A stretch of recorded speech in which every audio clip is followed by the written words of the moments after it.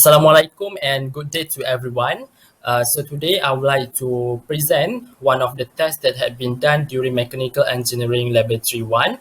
I choose one of the tests which is Tensile test to be present today.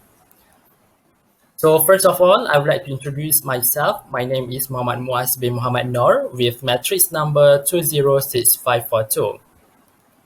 Alright, so let's begin with the purpose of Tensile test. So the purpose of the tensile test is to find the strength of a material. So it means that we want to find how strong does a material is and how much the material can be stretched before it breaks. Let's say if we have a steel to be tested, we want to know how strong does the steel have, so that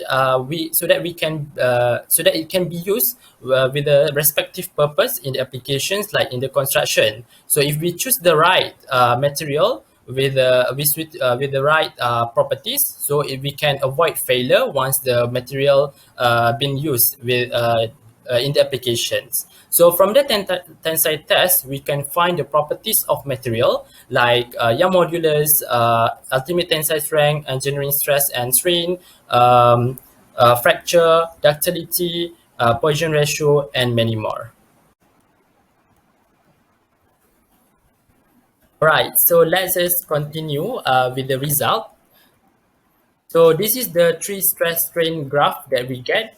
So in the test that we had done earlier, we had used three specimens. Specimen 1, which is steel, specimen 2, copper, and specimen 3 is the aluminium. So the similarities that we can clearly see from the graph is the all those graphs starting with a straight line, which it shows that they have elastic behavior occur at three specimens. So what makes difference is what makes difference between those three graphs is another mechanical properties like ultimate tensile strength and fracture stress. For ultimate tensile strength, we can find easily from the graph, which we can see the maximum stress for the specimen number 1, which is steel.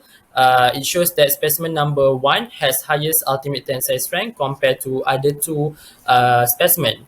And then we also can find fracture stress from the graph. We can see that specimen number 3 has highest fracture stress value compared to other two specimens. It is because specimen number 3 take a short time to fracture compared to other two specimens. So from the mechanical properties that we find from the tensile test, we can conclude that specimen number 1 and specimen number 2, which is steel and copper, have ductile properties.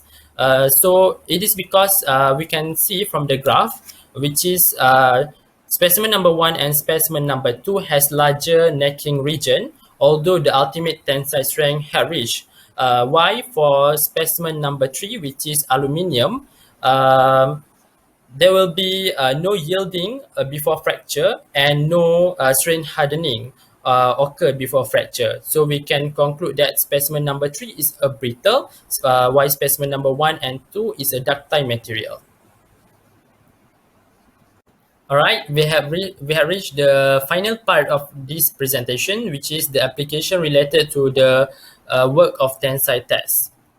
So there will be 4 applications. The first one is automotive industry, electric industry, aviation industry, and construction industry. So let's begin with the automotive industry first. So in automotive industry, it's really important to have a tensile test because we want to find the breaking point of each of the component. For an example, for the seatbelt, we want to find the breaking point of the seatbelt so that it is safe for use in the car.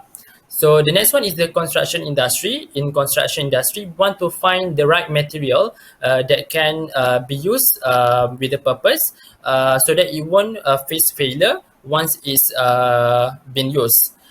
For the aviation industry, just the same, where we want to find the light material so that it can be efficient in fuel consumption, but at the same time, it also have mechanical properties like having high tensile strength and others. And the last one is the electric and electronic industry. For E&E industry, it's really important to have tensile test because we want to find the tensile strength of the wire. Right, that's all from me. Thank you and have a nice day.